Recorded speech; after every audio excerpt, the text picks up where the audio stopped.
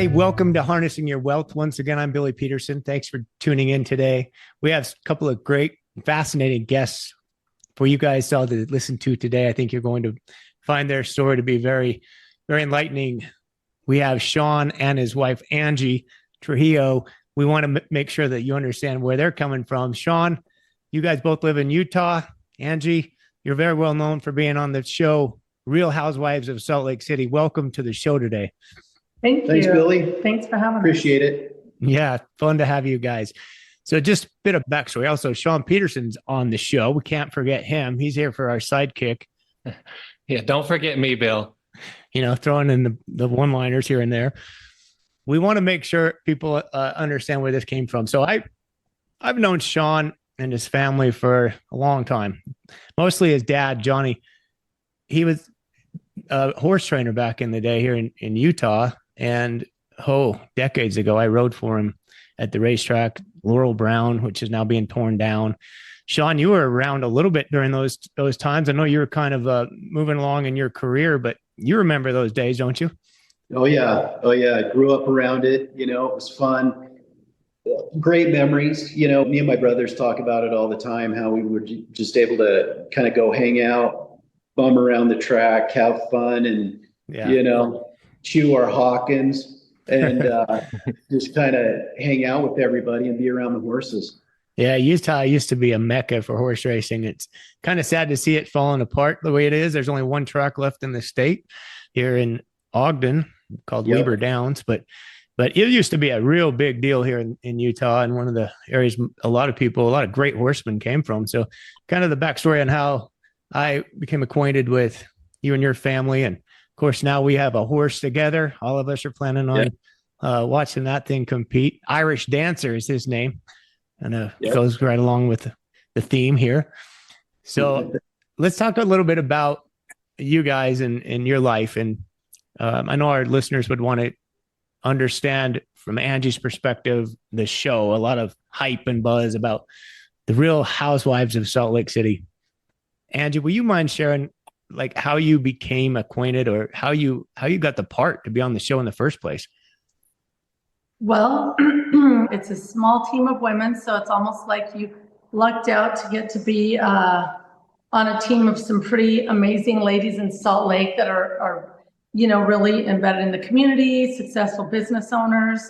Shawn and I started our business 25 years ago, and we've really been involved in the community. We've done a lot of fundraising, community efforts. We're a big part of the Greek community in Salt Lake as well. And we grew our business from zero. So I think, you know, my story was great. I was self-made. I was a daughter of two immigrants that, you know, they also started from nothing. So I had a story that I think a lot of people could relate to. You know, some people coming to America and starting a life, you know, land of the opportunity. You know, my dad came here with nothing but a suit on his back at 17, and we lived in Holiday, Utah. I thought we were rich because we had a nice house and a nice car, but you know, my dad had one income and 7 kids, and my mom passed away when I was little. So we had a lot of hardships and challenges growing up. And I made my way. I wasn't really a great student in school, so I think my dad thought that I was going to be probably his his wildest child. But I ended up having a pretty great success story. And you know, people I think love a success story and somebody that builds something from the ground up, and somebody that comes from nothing and can become something. I think it's an inspiring story.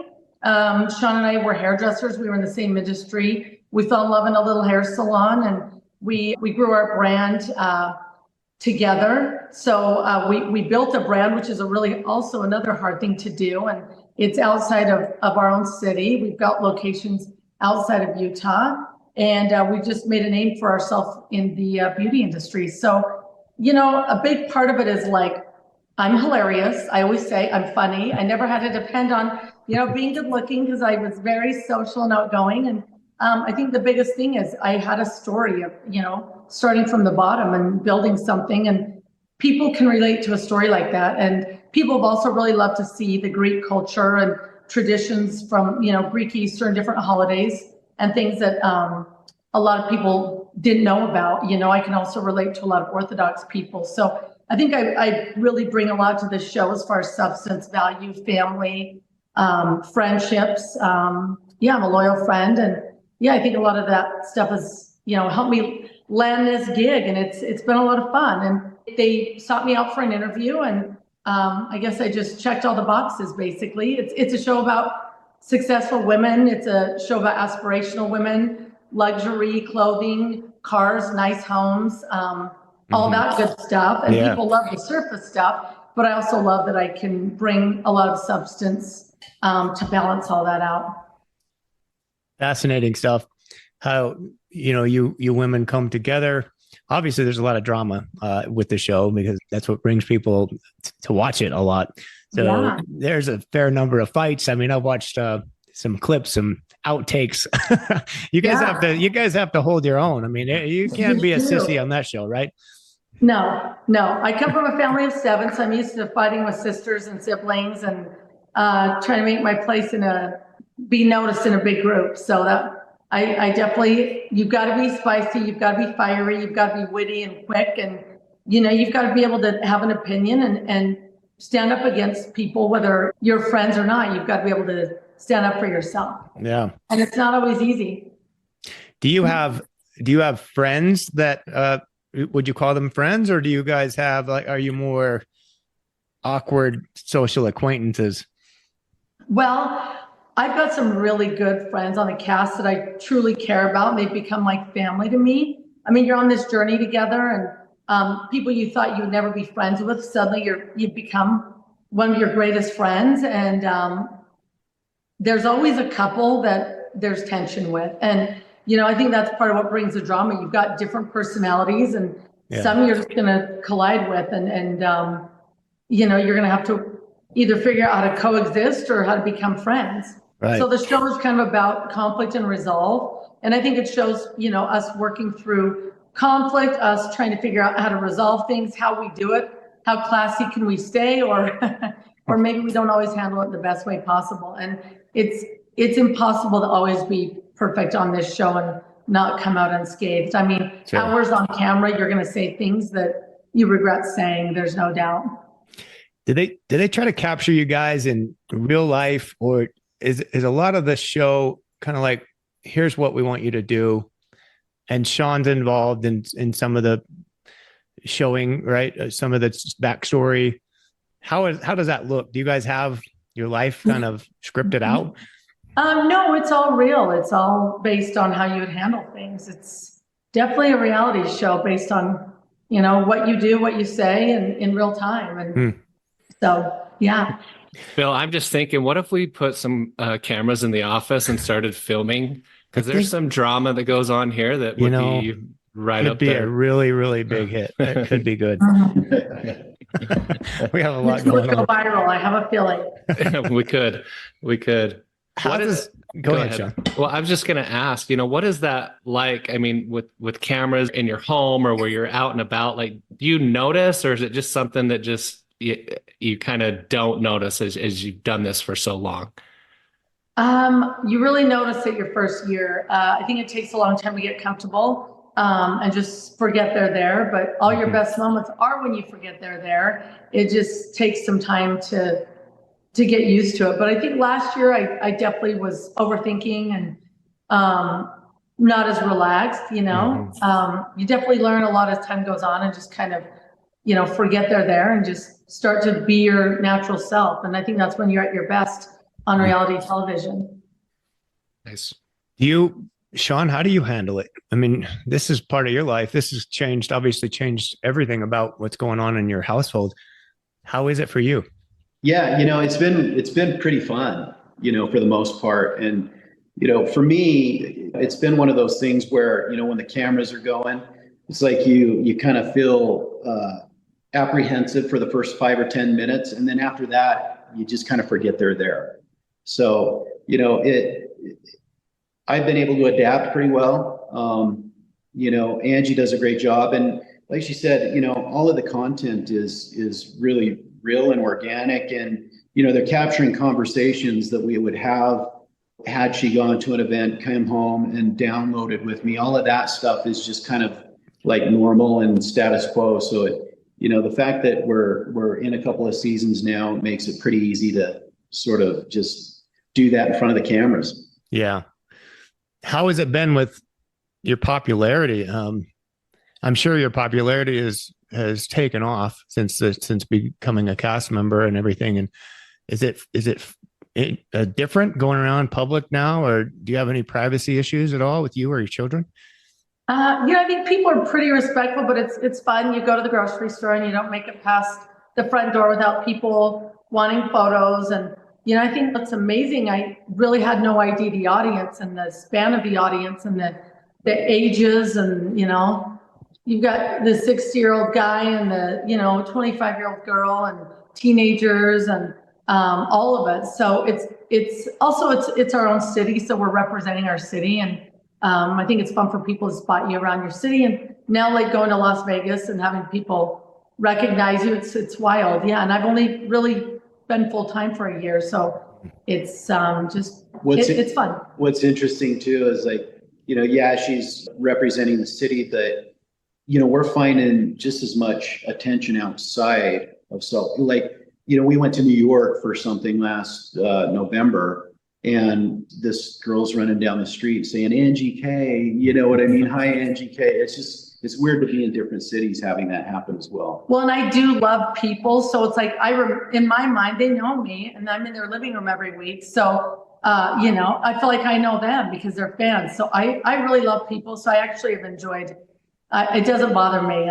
Maybe it's because it's new, but I really love it. I love the people that are fans of the show. Yeah. Do you still go by your maiden name? Is that your Greek heritage? Yeah, I kept my maiden name. I just, I was really attached to the fact that, my family had a great story and I was proud of my heritage. And, my last name was Greek. And so it meant a lot to me to keep it. And my daughter's name is hyphenated. So it's Electric Katsanevas Trujillo. Yeah. Right. Yeah. And you guys go back to Greece often? Yeah, we have. We haven't been for the last couple of years, but we've gone back with my dad. We've taken Electra a couple times, and hopefully we'll be going again in the next year. That's one place my wife is telling me I need to take her. So we're planning on it. Yeah, it's beautiful. Yeah. And good food. Yeah, that's what we're hearing. Cade went with Morgan, and they went on their honeymoon. So he got to taste it firsthand. We're planning on going soon. Kind of back to your life and what's going on. I know you guys are getting ready for another season and things are kicking off here. Going back though, I'm just watching some of these sound bites off the internet, and sometimes, I don't know, it feels like it's kind of brutal. Do you ever feel like you're attacked, and how do you handle that? Is that too much drama, or do you guys just kind of roll it off and let it go? So when you're attacking personal situation or your heritage or things like that? I think, I was definitely blindsided my first season. I really, for me coming on, I feel like I had no idea that was going to be what my first year looked like. But the biggest thing I think is just, I always stuck with facts and truth. And I think if you do that, you'll always win. And I think, for me, I had to defend my family and my business. And I feel like a lot of people found a lot of respect for that. I realized after the fact.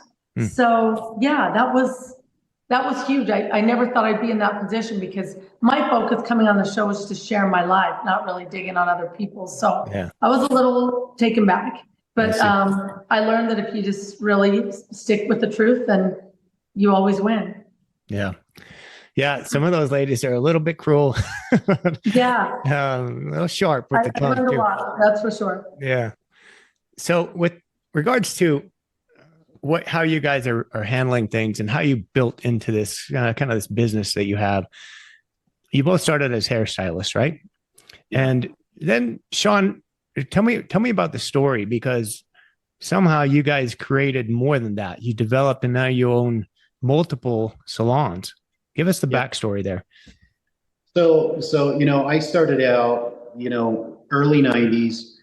I was working in the tile business with my dad, and I was dating a girl at the time who was a hairdresser, and I was just like, I just did not like doing that. You know what I mean? I mean, from a creative perspective, it was pretty cool to see the finished product, but the work of it every day, you know, I just knew that that wasn't for me for the rest of my life.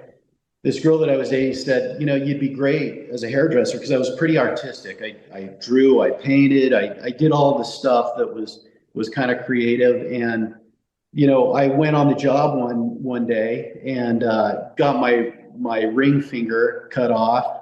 And I'm like, I am done. I'm done with this. And Wow. it's just like, you know what, I'm gonna give this a shot. You know, I'm gonna go in, not really with high expectations, but you know, started school, and from day one, I knew that this was for me. So, you know, I started school, finished within a year's time, and then started in the industry.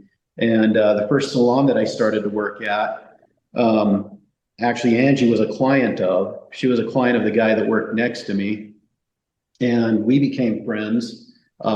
Just you know, from a client relationship standpoint. And then, you know, I'll let her tell a little bit more, but she was also, you know, curious about the profession, and was asking me and a fellow hairdresser what we thought, is it something that we think she should pursue, stuff like that. And of course we endorsed it, and she started shortly after. So, and, you know, I think we were friends for about 3 or 4 years before we started dating, but, you know, it wasn't until she started working for the salon that I was actually at that we started dating. So. Now, Shawn, Yeah. when you say you cut your ring finger off, this was on a tile job, not on a hair job, right? Yeah, this was a tile job. Using some Okay, I was gonna shears. say, I mean, that's that would be brutal. a tragic haircut if someone Yeah, cut their finger cement off. mixer. Okay, Yeah. just Cement making mixer. sure I understood that right. Yeah, we got tiled. I mean, I remember Johnny doing the tile, and then Trevor, your other brother, does tile still. No, he was doing tile. Now he's doing transportation, correct? Right. Yeah, Right. he's into that. Well, you guys have all had so many different like jobs, backgrounds. You guys have a lot of skills in your family, a lot of different things you can do. That's for Yeah. sure. You've sampled everything. Angie, Yeah. what do you want to add in on this story of how you guys, because this show is about harnessing your wealth. So I'm really fascinated with stories from people who started with, you know, they had to earn it, they had to build it, they had to have the work ethic. Yeah, well, I think what you just said, work ethic, is a key, really. I mean, Shawn and I were both very hard workers. You know Johnny, and I think he was a hard worker, and Shawn's got good work ethic. And, you know, my dad being an immigrant, like, you know, he came to America to work for a better life. And also for me, like growing up without a mom and watching my dad work, my example was, you know, one parent that got up and went to work every day, even through difficult times. He was always like in survival mode. So I just learned from a young age, if I wanted something, I was going to have to get up and earn it and work for it. And I think the biggest key here is we found something that we both love. When you love something, I mean, you're getting up, it never feels like a job going to work. So we love the same thing. We were both hardworking. We were both passionate. One thing we did know, that failure was an option. Like, we never read any books about small businesses. We didn't really have any training. So not knowing that failure was an option was like the greatest gift for us, because we just knew if we kept going and kept going, that eventually we'd succeed. I think when you have a good team and a partnership, on the days one gives up, the other doesn't. And that's a huge key to success, because it's easy to give up and trying to build a brand or build a small business.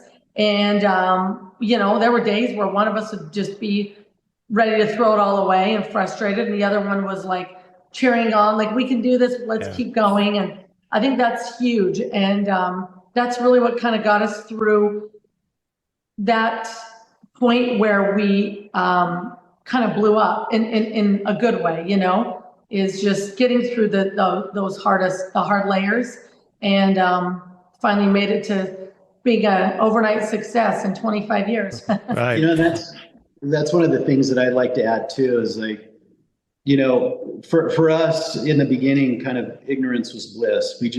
It was not nose to the grindstone every single day. Our first location didn't even have a washer and dryer. So we were pulling the towels home, and, you know, we'd get home at 9 o'clock at night, throw laundry in, set our alarm at 2 a.m., pull it out, put it in the dryer. when it was just like, there was some beauty in the Groundhog Day, if you will, Yeah.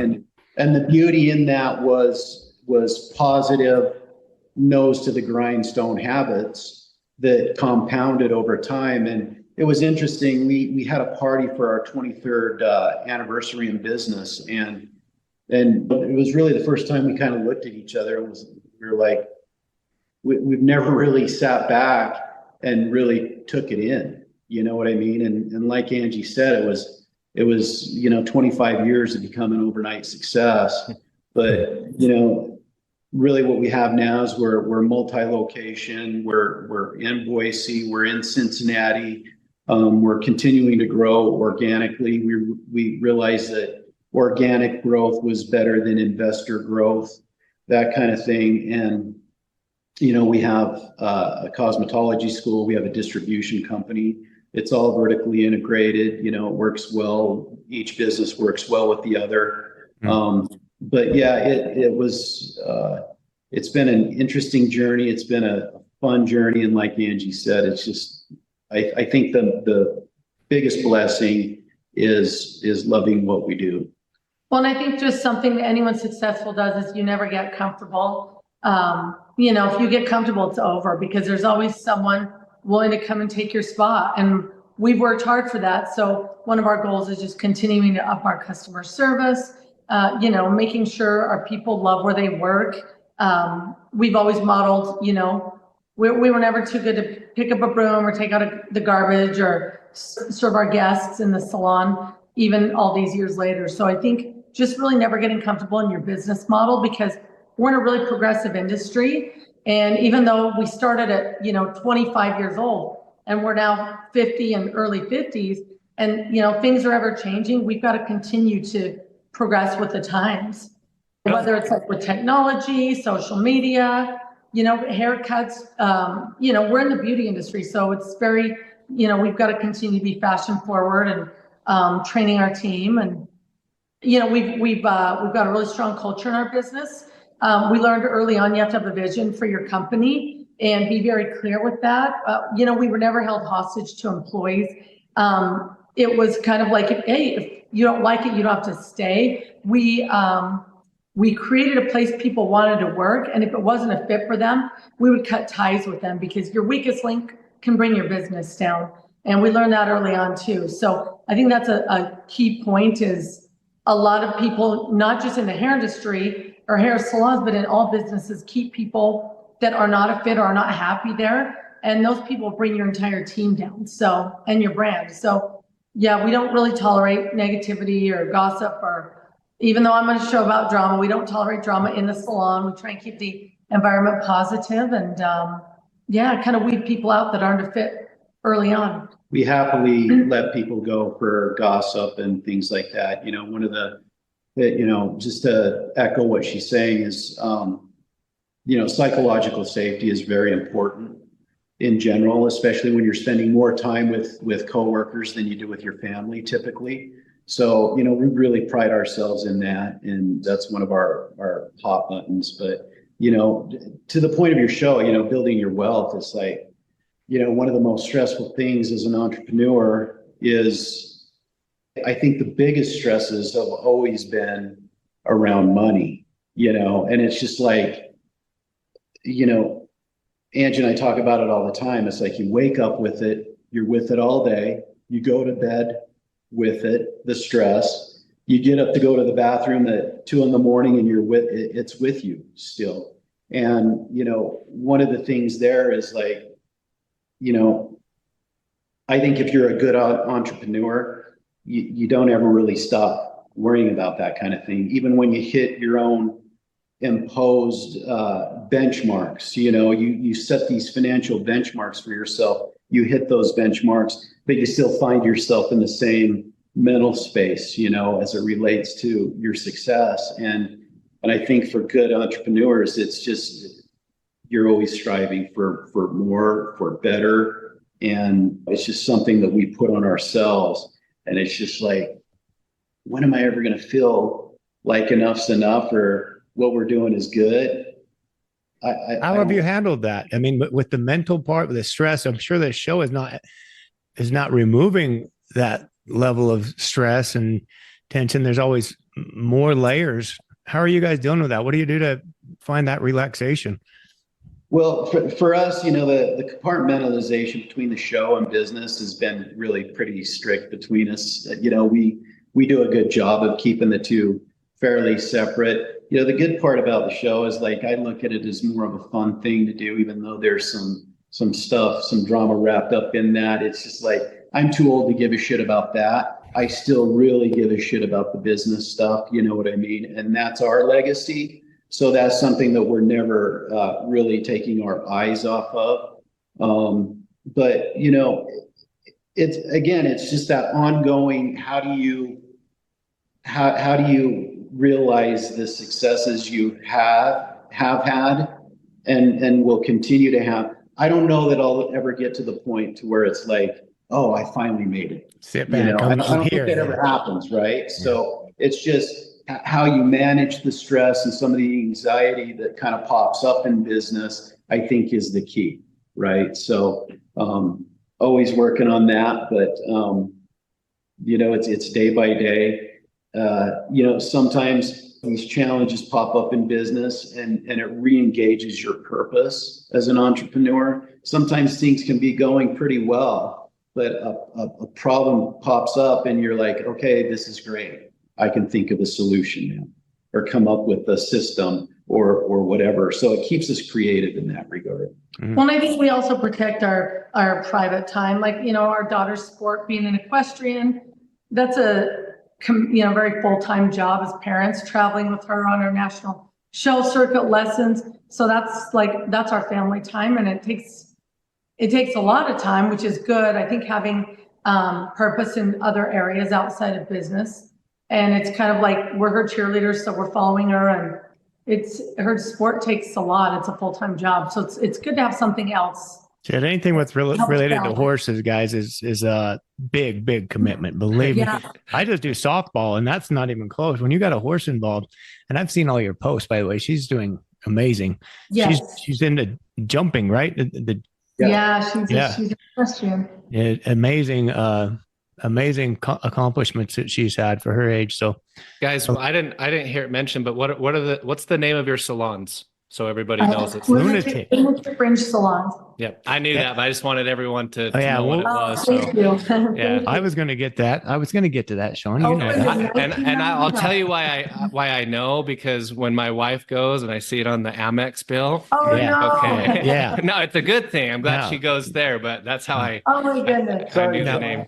Are all of your salons called the same? They're all Lunatic Fringe? Yeah, Lunatic Fringe. Yeah, we started a franchise company about 2005 or 6. And we opened in 99. Wow. How many employees do you have? Or are they W-2 or are they 1099? How does that work? We're an employee-based business, and we have around 200 employees. Wow. Yeah. Awesome. Yeah, that's a pretty big organization, guys. So a lot to run on with everything going. I have a bit of understanding with that, just running my own businesses. But when you're talking 200 employees, that's a whole another level of additional issues. And with that, I'm sure you have to find people that you can rely on, because you can't micromanage everything. You have to be able to delegate, right? Have you been able to find those key people? That's a great point, and we've been able to spend, it was really when we had Electras, when we realized that we needed to have help. Angie wanted to be a full-time mother. She was still engaged in the business, but really wanted to stay at home.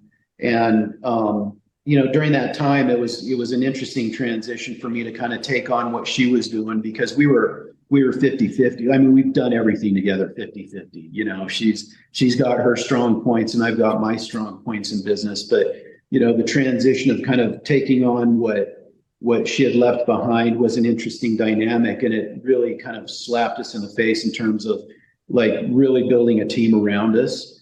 And, the good part is we've been able to do that. We've been able to do that with people that have worked for us, and had been with us, just kind of pulling them up and growing together. And it's been quite seamless. I mean, we've had some interesting learning opportunities along the way, as you do with growth. But, what was great about pulling people up with us that were already with us, was that they understood the culture.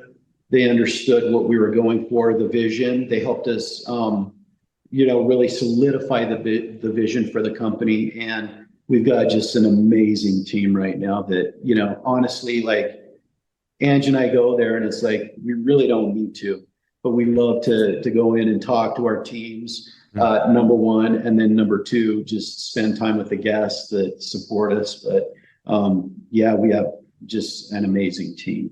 That's great. That's kind of key. worked ourselves out of a job. Do you miss that part, the hands-on part at all, or do you enjoy where you're at now, just overseeing? I'll let Angie speak for her, but I think we're kind of aligned in that, it's still fun to go in and just see guests that have been coming to us for 20 years. I still see some of my early clients with other stylists and stuff like that. That is just so fun to go in and see that. And then just really being able to spend time with some of our stylists that have been with us for 17, 20 plus years. That's, to be able to go in and spend time with those people, that's just, that's tons of fun. So we go in there specifically for that, but it's been, we've had to transition to more of the 30,000 foot view perspective, really just kind of continue to work on it instead of in it. So when we go in, it's more to play. And when we're not there, it's, that's when we're really hyper focused on innovation and trying to find different strategies to do things better. And, customer service is at the top of that list right now. Well, I think, I'm super creative and it's been fun there's like a season of life that I look back and think, wow, that was fun being behind the chair all day with people, but it's nice to evolve into a different position in the business. And for me, it's been nice to have the show now, to have something new. I think I get bored easy, I guess, just being a more creative personality. So it kind of keeps the fire going, I guess. Yeah. Did you notice an uptick in business when the show started and you were on? Did it change things or same? It's been the same, huh? I mean, some people come in and, they ask if you're there, they call and want to book an appointment when you're there, but we were already kind of at max capacity.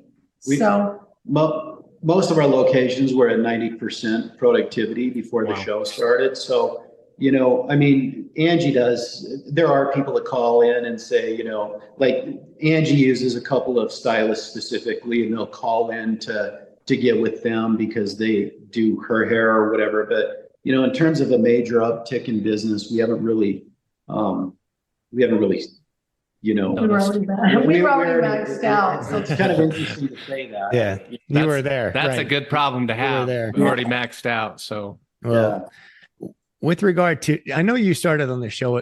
When did you start on the show? Was it 2020 or was that the very first season? Started as a friend of them. Yeah, my first full-time season was last year. Okay. And so I guess like 2022, I came on part-time. Okay. So you guys were still, building out your business or wherever in 2020, which was, let's say that was a year we'd all like to forget, with what happened across this country, across the world. We have our own opinions on, I would call it overreach, with regard to certain public policies that were handed down to business owners. You guys were business owners through that. Tell us about the challenges that you faced during that period. Boy, that was an interesting time. When we first heard the closures coming down the pipeline, I started to hear from staff, single mothers, people that were like, oh my God, what are we going to do? And it was kind of a 50-50 situation. And, where there was a lot of fear related to what was happening. There was a group that they didn't want to come in and expose themselves, and then there were the single mothers, people that were providing, the sole provider of their families that were like, oh my God, what's going to happen? What are we going to do? So me and Angie made the decision to remain open, not voluntarily closed, but remain open. until they made us close. And we did that. And, we eventually got the phone call that said we needed to shut down. So we did. The great thing about having parents with a ranch is we were able to pack everything up and head to New Mexico at the time. And we quarantined there with my brothers and my niece, nephews, and the kids had no idea what was going on. They thought they were on break, on vacation. Well, and I think as far as business goes, it was like the unknown. Three months of not being open for us was like, are we ever going to open again? Nobody gave us a break. Our rent was still due, $25,000 here. Our mortgage was due here, $15,000 at this salon location that we're buying the property at. We've got another salon location where the lease is $15,000. I mean, it was like these big giant bills stacking on stacking on stacking with zero income. And of course, being integral, we wanted to make good. So we kept paying our bills with our savings. We provided personal loans. We personal loans to employees, to people that have been with us that needed to keep putting food on the table. Unsure if we'd ever open our doors. And that was a funny thing that was even brought up on the show, was like someone brought up like a taxi and I had during COVID, because we were using our money to pay all of our other bills to stay alive until we, opened our doors back up again. So, we're not just like a little tiny shop. I mean, we're a multi-million-dollar business with hundreds of employees. And it was a really difficult time. And the craziest part is we were on a trajectory for like our biggest days ever. The Tuesday before we closed, we had our record day in history. And we were like, wow, look at this like trajectory we're on for growth. And then all of a sudden a pandemic hit and we closed our doors. But the coolest part is we are in a booming business that is recession proof. And the minute we opened our doors, we were back up and running within a couple months. We satisfied our, all of our bills. We basically came out thriving and doing better than ever. And we're beyond grateful for that because, our employees still have jobs. Our doors stayed open, our businesses stayed open, and it's a blessing. And we feel grateful. And I think our clients felt grateful to be able to get back in there and get their hair done. And, they look in the mirror every day. And that was something that was hard for people to go without. Yeah. Yeah. I just like to kind of add something there as well, is like, we say we're in a recession-proof business, but when you're facing the unknown like that, it's really not about recession at that point. It's about, you having to close based on the lack of business. But, I just kind of want to paint the picture of like, what you go through during that time when your business is closed. And I mean, thank God I had the ranch. We were building fences and we just worked our asses off. I worked my butt off to just try to forget what was going on over there. And thank God I had that, because had I been home and quarantined inside of a home for that period of time, I probably would have went crazy. But even having all of that stuff going on that you could utilize to kind of take your mind off of it, your bed still, your head still hits the pillow at night. And it's like, oh my God, am I going to have a business to go back to? Right. And just like Angie said, I mean, we had just sold a house, we had some savings, and it's just like, before subsidies were even a thing, we had just come to the conclusion that we were going to give personal loans when people needed it, friends, family, whatever. And we were able to do that, thank God. And like she said, we came out smelling like a rose. And I think what certain times like this do is you obviously get back to the basics. You put the microscope on your business. You start to try to figure out like where you can optimize and, trim fat as well. And when we reopened, it was just gangbusters. They only let us open at 50% capacity. Mm-hmm. And what we did was we rallied the teams together. We came up with an idea to do a double shift at 50% capacity. So rather than the 9 to 5 or 7, what we did was we opened up at 7 a.m. and stayed open till 11 o'clock at night, swapping shifts. And so we were able to put our 100% business in 2 shifts, and everybody was thrilled at the prospect of that. Wow. And, you know, it really catapulted us. And really those times also sort of, you know, and I don't want this to sound strange, but, you know, some of the businesses that shouldn't be in business kind of went out, Mm-hmm. and it really catapulted the ones that do business well. Yeah. You can stay in. That's a good point. Well, because I think people were thoughtful about where they spend their money after that. I mean, if they were going to spend their money, they wanted value and they wanted to make sure they received the best experience, because everybody was holding on to their money a little bit tighter after that. Mm. Yeah, it was a scary time. I mean, Yeah. like you said, people that weren't efficient didn't make it back at all. So even with what happened, just trying to figure our way through that, I think it showed us all that we're not immune to situations that can come our way, whether rightfully so come about unfortunate event, or just come about because we get some kind of government overreach policies that kind of go beyond what we had hoped they would. That was a difficult period of time for a lot of businesses. Many of them like never opened again. You guys have thrived. Congratulations, staying where you're at and not only building it, becoming even more successful. With success comes a lot of responsibility, as you guys would attest. What businesses do you guys support for your hair salon? We're interested in that because we're big investors and manage a lot of money at our firm, and sometimes we're looking for investment ideas. We have a few companies that we have in our investment models. I'm just wondering if you guys support any particular hair product companies for your salons. We're in business with Paul Mitchell, so we in our cosmetology school. So that's a product. We're partners with John Paul DeJoria, who owns Paul Mitchell. We are in partnership with L'Oreal, with Kerastase. Those are some of the bigger products that we do carry. Shuamora. Those are probably our main top selling products that we have a really great relationship with. I see.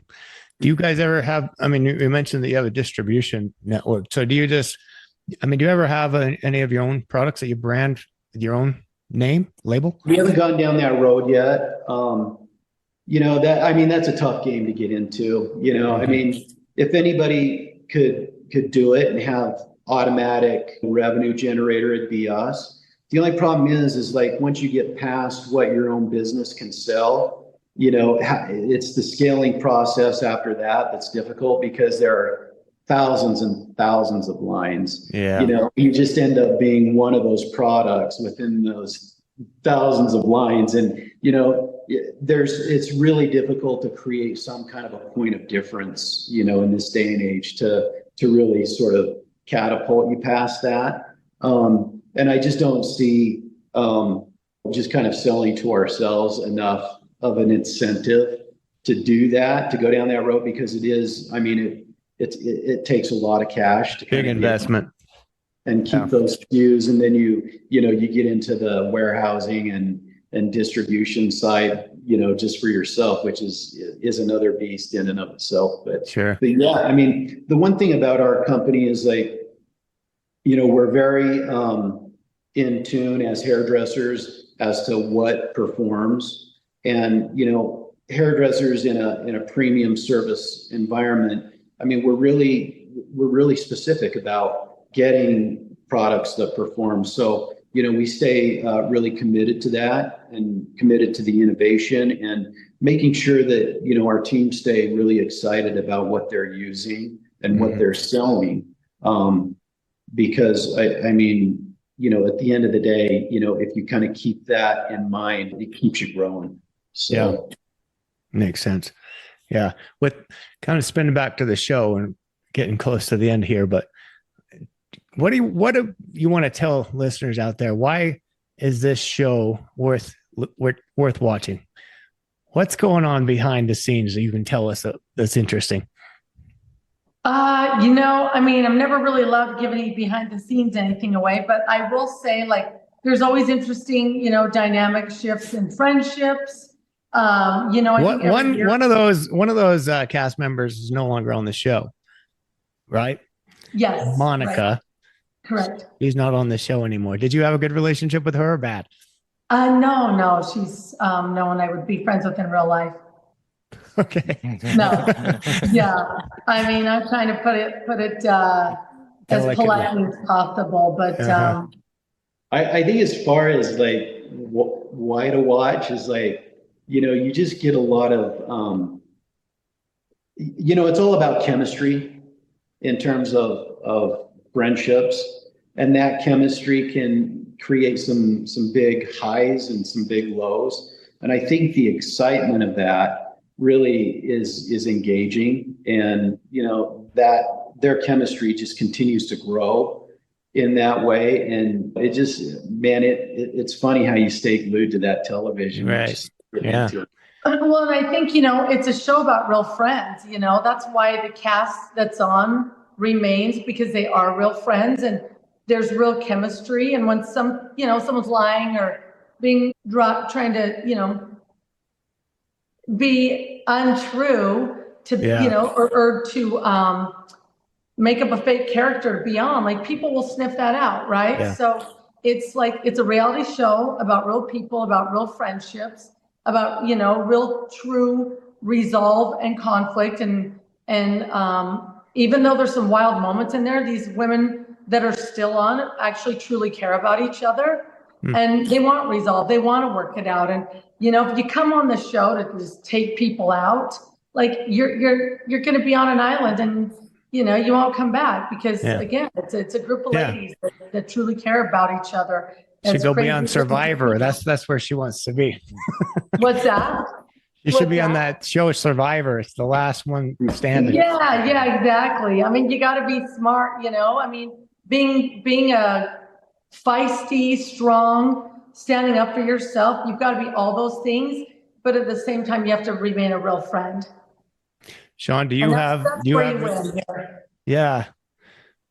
Shawn, do you have relationships among the husbands of the cast members, or? Yeah. There's a couple guys that, I mean, outside of filming, we don't communicate much, but when we're together, they're great guys and just good old boys where you can hang out and just talk about whatever. And not a ton goes on between us in terms of the dramatic side of things, but it makes it comfortable for us to all come together and be in certain situations. Nice. Well, you're all dealing with the same stuff, so I'm sure you can relate to one another's. Cameras on. Yeah. By the way, what watch you wearing today, Shawn? You know what? I'm not wearing a watch right now. Wow. Oh, wow. Yeah. I know Shawn here, who's on the show with us, is salivating every time he talks about your watch collection. He's into watches big time. It's his Monday, and then when he goes to the gym, he doesn't wear them. This is the only day I'm not wearing a watch. Yeah, Shawn, I met you out at the All American. I think we met on a Friday, and then you had Cade and myself out to your home, I think on a Monday or Tuesday for the premiere party. Yeah. And I'll be honest, I was real intimidated. Like, what are we getting into? And when we got there, everyone was so friendly. And Angie, I met you for the first time, and you were so friendly and welcomed us. And it was an awesome experience. Well, it was fun having you guys. Yeah, you have a beautiful home, and we did sneak in and see the watch collection. So we were stoked on that. That was awesome. And did you make sure all your watches were accounted for after they left, Shawn? Just making sure one didn't slip away. I do like to trust those guys. Man, I mean, we had a good time out of the All Americans sale. I don't know how many Crown and Cokes we ended up consuming, but it was quite a few. Anyway, those races, huh? Yeah, and they may want to send the cameras out to Los Alamitos for the premiere of Irish Dancer coming up in the Edinburgh trials and hopefully finals. That would be a great show to have. No, that's the horse we have as partner. We're all partners. Okay. We're all partners. Johnny get there. Beautiful horse. John, Randy Young, Dennis Jensen, Lex Fabrizio. Yeah. Right. Yeah. It's a good group of people. We're looking, hopefully we can all celebrate together. Right. Well, Jeremy's in on it. Don't let Shawn fool you. Electra's the real owner of the horse. Right. I'm sure. Right. Exactly. Well, it'd be fun. Hopefully we'll have a good time with that horse this year. So looking forward to seeing you guys at the races. Yeah. Thank you. We'll be watching the kickoff of the new season. So now we're all kind of like fascinated with what's going to happen. Interested to see where the dilemmas develop. It's going to be a great season. I'll bet it is. We're excited. Well, congratulations for the success Thank you you. guys have had in your life and being on the show and all that's going on with that. Tell your daughter congratulations for her world of equestrian events and everything she's accomplishing. Thanks, you guys. Thanks for Appreciate joining it. us today. Thank you all. All right. Thanks, Take care guys. now. See you Take care soon. then. All right then. Bye. Bye-bye. Thanks for joining us today for Harnessing Your Wealth. We hope you enjoyed the show. If you have any questions, you can certainly reach out to us and we'd be happy to answer them. If you have questions for Shawn and Angie, we'd be happy to relay those over as well. Until next time, y'all take care out there. Thank you for listening to Harnessing Your Wealth with Billy Peterson. Before we declare the race official, please click the follow button so you can be notified when new episodes become available. For more information about today's show, please check out the show notes. Visit our website at www.petersonws.com or give us a call at 801-475-4002. Once again, thank you for listening.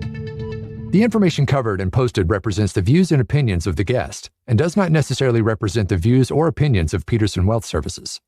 The content has been made available for informational and educational purposes only. The content is not intended to be a substitute for professional investing advice. Always seek the advice of your financial advisor or other qualified financial service provider with any questions you may have regarding your investment planning.